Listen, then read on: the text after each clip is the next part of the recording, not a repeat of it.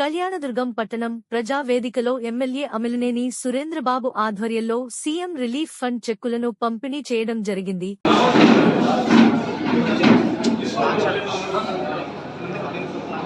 ఇక్కడ ఏదైతే ఉన్నారో విక్కీ రామలక్ష్మమ్మ, విక్కీ గోవిందప్ప గారి తమ్ముడు మనం గెలిచిన వెంటనే అనారోగ్యంతో చనిపోవడం జరిగింది. ఆ రోజు వాళ్ళ కుటుంబానికి వెళ్ళి వాళ్ళ కుటుంబ సభ్యులతో మాట్లాడి అప్పటికే చాలా ఆలస్యం అయిపోయింది. వీళ్ళు బిల్లు ప్రొడ్యూస్ చేయడం, ఆ ప్రభుత్వంలో మాకేమీ ఉపయోగపడలేదు, ఆ ప్రభుత్వం మమ్మల్ని రకరకాలుగా ఇబ్బంది పెట్టిందని కుటుంబ సభ్యులందరూ చెప్తే నేనున్నాను, మా ముఖ్యమంత్రితో విషయం చెప్పి నేను తీసుకొచ్చే బాధ్యత అని చెప్పి ఆ రోజు మాట ఇచ్చి వాళ్ళ ఇంటి నుంచి రావడం జరిగింది.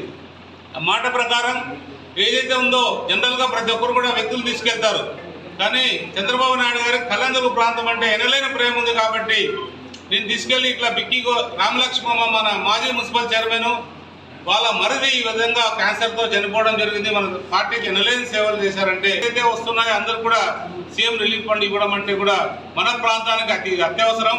ఎందుకంటే ప్రతి రూపాయి కూడా చాలా విలువతో కూడిన డబ్బు కాబట్టి ఇలాంటి డబ్బు ఇస్తున్న మన ముఖ్యమంత్రి చంద్రబాబు నాయుడు గారికి, అలాగే పవన్ కళ్యాణ్ గారికి, అలాగే నారా లోకేష్ బాబు గారికి, నరేంద్ర మోడీ గారి సహకారంతో మన రాష్ట్రం అభివృద్ధి వైపు వెళ్తుంది.